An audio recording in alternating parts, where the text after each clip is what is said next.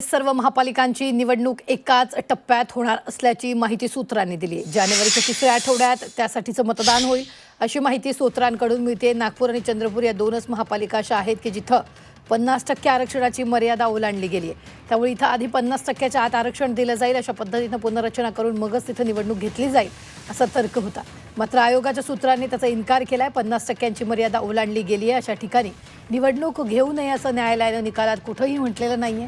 ही मर्यादा ओलांडलेल्या महापालिकांमध्ये निवडणुका घेता येईल आणि निकाल देखील जाहीर करता येईल, पण हा निकाल